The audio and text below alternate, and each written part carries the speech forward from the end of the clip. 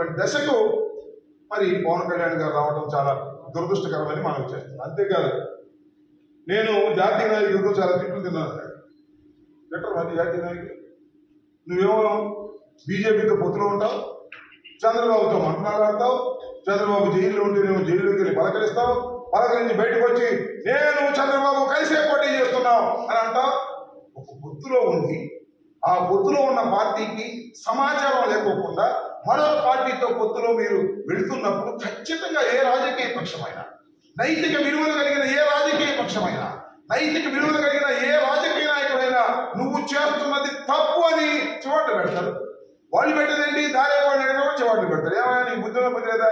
బీజేపీతో పొత్తులో ఉన్నావు కదా, బీజేపీకి చెప్పుకోకుండా నువ్వేంటే చంద్రబాబుతో పొత్తులోకి వెళ్తున్నావు, వాళ్ళు కలుపుతున్నావా అని అడుగుతారు. అందువల్ల అనేక చివాట్లు నువ్వు తిన్నా రాబోయే కాలంలో మరిన్ని చివాట్లు తినేటటువంటి పరిస్థితి కూడా ఏర్పడుతుందనే విషయాన్ని దయచేసి పవన్ కళ్యాణ్ గారు గమనించాలని ఈ సందర్భంగా నేను మనవి చేస్తున్నా. సరే, పవన్ కళ్యాణ్ గారికి ఇంతవరకు పొత్తు అన్నారు కానీ ఆ పొత్తు ఎక్కడ పొడిచిందో అర్థం కావట్లా, ఎన్ని సీట్లు ఇస్తారో అర్థం కావట్లా, ఈయన ఎన్ని పోటీ చేస్తారో ఈయనకి అర్థం కావట్లా.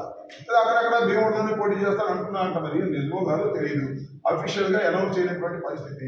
ఇలాంటి గందరగోళ పరిస్థితుల్లో మా ప్రత్యర్థులు ఉన్నారనే విషయాన్ని దయచేసి ఓటర్ మహాశయులు గమనించాలని మనవి చేస్తున్నా. వాళ్ళు గందరగోళంలో ఉన్నారు, వాళ్ళు ఎన్ని సీట్లు తేల్చుకోలేని పరిస్థితిలో ఉన్నారు, ఎవరెక్కడ పోటీ చేయాలో కూడా తెలియనటువంటి పరిస్థితిలో ఉన్నారు. చంద్రబాబు నాయుడు గారు కూడా రెస్ట్ తీసుకునే పరిస్థితిలో ఉన్నారు.